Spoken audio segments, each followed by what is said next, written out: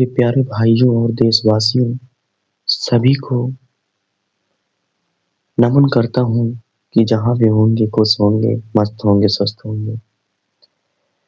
आगे हम देखते हैं आपको आज ये बताएँगे कि निबंध लिखा कैसे जाता है। लोग तो कहते हैं कि हम तो निबंध लिख लेते हैं, आप इसमें क्या बताएँगे?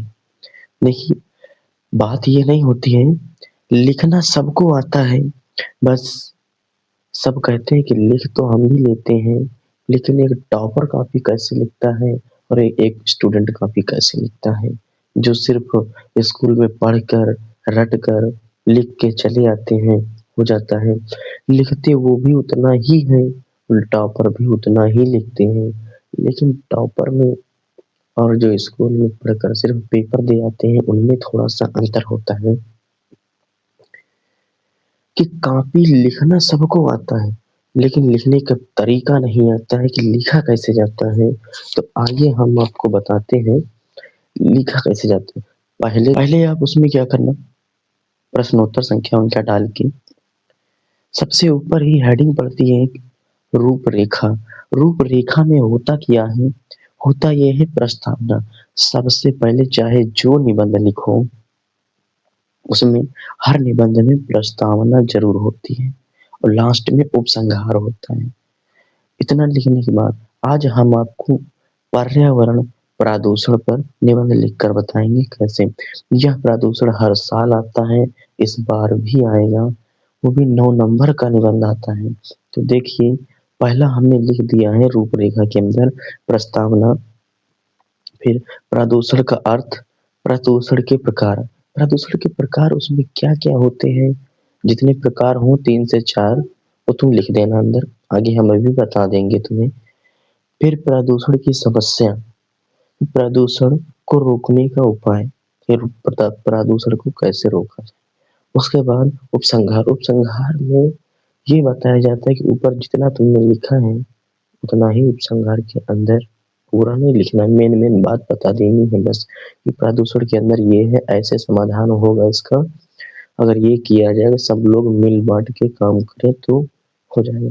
उपसंहार उपसंहार में यही सब बातें लिखी जाती हैं। तो देखिए, अब हम आपको लिखना बताते हैं कैसे लिखा जाएगा। आज जो इस वीडियो में अंत तक बना रहेगा, उसके 9 नंबर पक्के हैं। तो देखते हैं, देखिए पहले हमने लिखा हुआ है प्रश्नोत्तर संख्या 9। इतना लिख देने के बाद यहाँ हमने 9 लिखा है। कुछ लोग कह रहे होंगे क्या प्रश्नोत्तर संख्या 9 ही डालेंगे? नहीं, ऐसा नहीं है, हमने डाल दिया है 9। वहाँ पर तुम्हारे प्रश्न में पर्यावरण प्रदूषण जिस नंबर पर, जिस क्वेश्चन पर दिया हो, प्रश्नोत्तर संख्या नंबर वही डालना। उसके बाद हमने हेडिंग डाला है पर्यावरण प्रदूषण की समस्या और समाधान। लिखने के बाद देखो अंडरलाइन कर दिया है, आप लोग भी अंडरलाइन कर देना। उसके बाद ये एक कैप कट होता है, यानी स्टैंजा होता है, लिखने का तरीका है ये, सुंदर लगती है काफ़ी से। तो हमने लिख दिया, हम सब मिलकर प्रदूषण को मिटाएँगे, पर्यावरण को स्वच्छ और सुंदर बनाएँगे। इतना लिखने के बाद अब रूपरेखा, अभी जो हमने आपको बताया था वही रूपरेखा लिखना है। रूपरेखा पॉइंट नंबर 1 डाल के देखो हमने लिखा हुआ है प्रस्तावना, फिर प्रदूषण का अर्थ, प्रदूषण के प्रकार, लिखा हुआ है ना? फिर इसके बाद पॉइंट नंबर 4 प्रदूषण की समस्या, प्रदूषण को रोकने का उपाय, लास्ट में उपसंहार। अगर आप इतना लिख देते हैं, तो हम ये कहते हैं कि जो टीचर कॉपी चेक करेगा, वहाँ पर आपका ये रूपरेखा देखने से ही जान जाएगी कि हाँ, इस बच्चे ने इस टॉपिक के अंदर इतनी हेडिंगें बनाई हैं। अगर हेडिंग के हिसाब से एक हेडिंग का 2 नंबर देगा ना। अब प्रस्तावना देखिए, हमने वही हेडिंग जो यहाँ रूपरेखा में बनाया था, वही प्रस्तावना डाल दिया है। प्रस्तावना में क्या लिखा है? आज के समय में प्रदूषण बहुत ही तेजी से फैलता जा रहा है, जो आने वाले समय के लिए बहुत ही हानिकारक। विश्व में तेजी से बढ़ती जनसंख्या पर्यावरण प्रदूषण का कारण है। ये हमारी पहली हेडिंग हो गई है। अब इसके बाद अर्थ, अपने आसपास के वातावरण जाना ही प्रदूषण कहलाता है। फिर प्रदूषण के प्रकार, आज के वातावरण रूपों में दिखाई पड़ता है, निम्न रूपों में दिखाई पड़ता है। इसका मतलब कि प्रदूषण के कुछ प्रकार होंगे, वो प्रकार हम लिख दिए हैं। वायु प्रदूषण, जल प्रदूषण, ध्वनि प्रदूषण, रासायनिक प्रदूषण। 4 पॉइंट लिख दिया, इतना काफी है, बस इससे ज्यादा नहीं। अब यही पॉइंट जो यहाँ पर लिखे हुए हैं, ये सब अब पॉइंट नंबर 1-2 डाल के अंदर हम इनकी परिभाषा में बताएंगे डिटेल से। तो पहला देखो वायु प्रदूषण है, तो हमने अभी यहाँ पर लिख रखा है वायु प्रदूषण। वायु प्रदूषण क्या है? वायु प्रदूषण में विशेष प्रकार की गैसें अपने विशेष अनुपात में उपस्थित हैं। जीवधारी अपनी क्रिया में ऑक्सीजन व कार्बन डाइऑक्साइड गैस का उपयोग करते हैं। मानव अपनी आवश्यकता के कारण वायु को प्रदूषित कर रहा है। वायु प्रदूषण का मुख्य कारण उद्योगों और वाहनों से निकलने वाला धुआं है। इतना लिख लिया होगा सब लोगों ने। इसको तुम्हें स्क्रीनशॉट लेना है तो स्क्रीनशॉट ले लीजिएगा।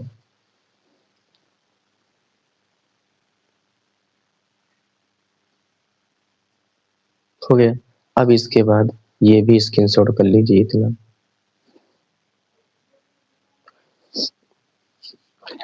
जल का हमारे जीवन में सबसे महत्वपूर्ण है। जल ही जीवन है। जल में कुछ तत्व जैसे रासायनिक लवण, कार्बनिक गैसें आदि का अधिक मात्रा हो जाने के कारण जल दूषित हो जाता है।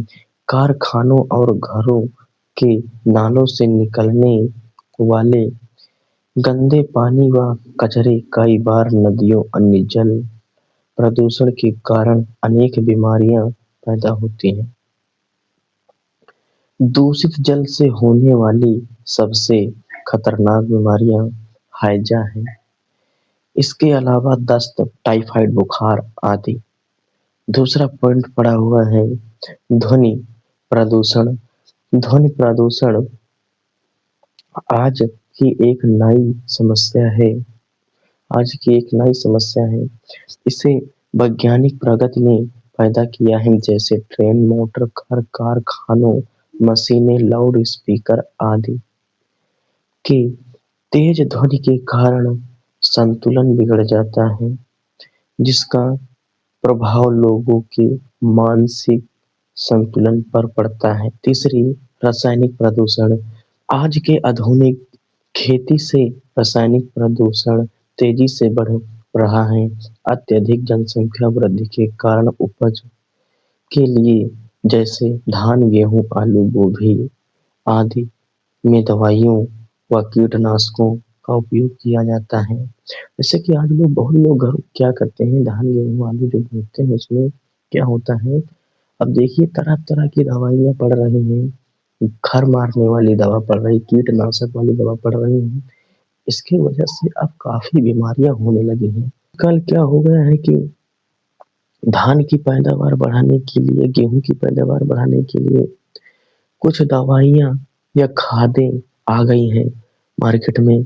और पहले क्या हुआ करता था, यही गोबर की पास हुआ करती थी। तो स्वच्छ प्रदूषण की समस्या, पर्यावरण प्रदूषण का सबसे बड़ा कारण है विश्व में तेजी से जनसंख्या वृद्धि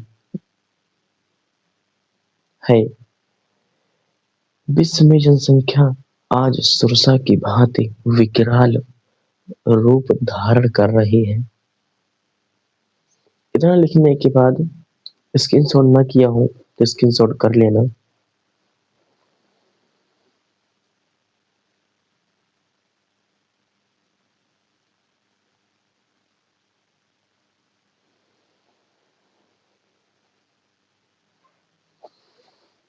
अगली हेडिंग है प्रदूषण को रोकने का उपाय। अभी हमने वहां बताया था, वही लिखना है। बढ़ती हुई जनसंख्या पर रोकथाम तथा आदि वृक्षारोपण किया जाए। जल में कचरा व मृत जीवों को न बहाया जाए तथा धुआं से बचने के लिए कारखानों को वहाँ बनाया जाए जहाँ पर जनसंख्या कम हो। यहाँ हमने ये बताया है कि यहाँ पर अगर कुछ प्रदूषण को रोकना है तो जैसे बड़े-बड़े कारखाने या फैक्ट्री होती हैं उनको वहाँ पर बनाया जाए जहाँ पर लोगों की रहने वाली संख्या कम हो, ऐसी जगह पर बनाया जाए दूर। अगला उपसंहार, इसके लिए हम सबको मिलकर पर्यावरण को बचाना होगा। प्रदूषण की समस्या आज पूरे विश्व में है। इसके लिए शासन व सरकार को भी पूर्ण रूप से इस पर ध्यान देना चाहिए और पर्यावरण को बचाने के लिए उचित कार्य करना चाहिए। बस इतना लिख देने के बाद इससे ज़्यादा आपको कुछ नहीं लिखना है। कुछ लोग होते हैं जो स्कूल में कुछ बच्चे उनको वो सिर्फ यही कहते हैं कि हमें शॉर्ट को सिर्फ 1 पेज का। बाबू 1 पेज में 9 नंबर नहीं मिलने वाला है। कम से कम ये निबंध जो 9 नंबर का आता है, अगर बहुत कम बताएँ आपको ज़्यादा नहीं लिखना चाहते हैं, तो कम से कम ये 3 पेज का होना चाहिए, 3 पेज का। आपको जितना लिखाए हैं, उतना काफ़ी है। इतना लिख देना, राइटिंग अपनी साफ रख करना बस पूरा का पूरा नंबर मिलेगा। बस उम्मीद कर मिलेगा। आज के लिए इतना ही, धन्यवाद।